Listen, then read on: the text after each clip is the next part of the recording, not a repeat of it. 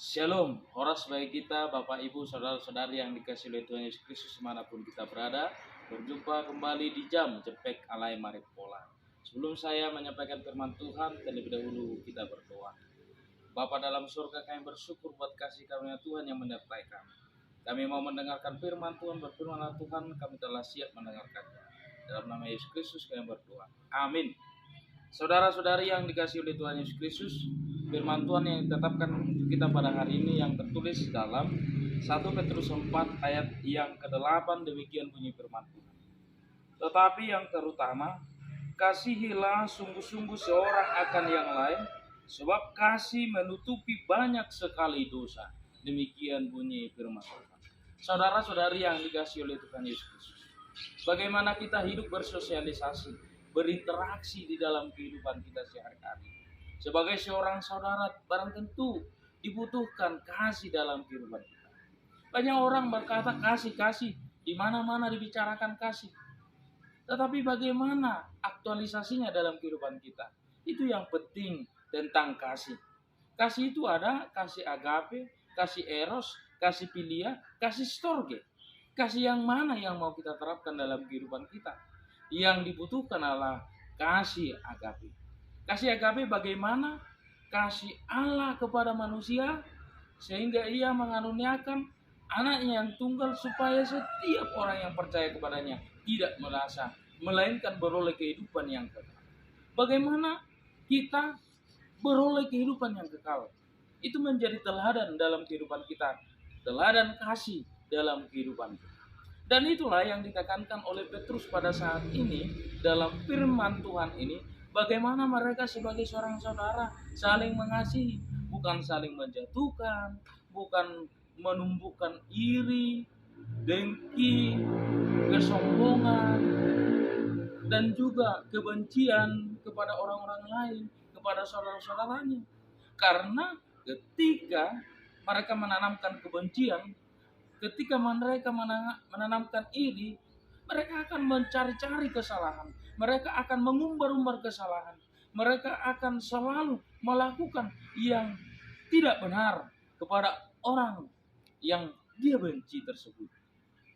Saudara-saudari yang dikasihi oleh Tuhan Yesus Kristus, maka firman Tuhan ini berkata, dikatakan yang terutama, kasihilah sungguh-sungguh. Kasih yang sungguh-sungguh. Bukan kasih yang pura-pura. Ada kasih yang pura-pura. Pura-pura dia mengasihi, rupanya di dalamnya ada kejahatan. Tetapi firman Tuhan ini berkata, kasih yang sungguh-sungguh di dalam kehidupan kita kepada orang lain. Karena dikatakan di sini, kasih menutupi banyak sekali dosa. Menutupi banyak sekali dosa yang artinya kita bukan berarti menutup-nutupi kesalahan.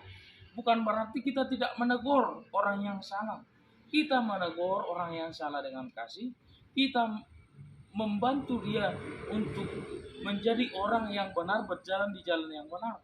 Itu adalah yang artinya menutupi banyak sekali dosa.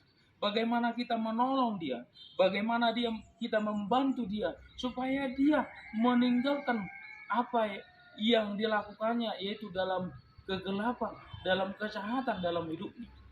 Mungkin kalau kita melihat ada seseorang melakukan kesalahan, kita akan mengingatkan dia. Itu bukan berarti kita tidak mengasihi dia. Kita mengasihi dia. Tetapi bukan berarti ketika dia melakukan kesalahan, kita membenci dia, kita menekan dia, kita menjatuhkan dia, kita mengumbar-umbar kesalahannya, kita mengkerdilkan karakter kehidupannya sehingga dia menjadi lemah, sehingga dia menjadi orang yang dibenci. Bukan berarti seperti itu. Tetapi bagaimana kasih itu menolong dia, membantu dia, dan juga mengingatkan dia dengan penuh kesabaran.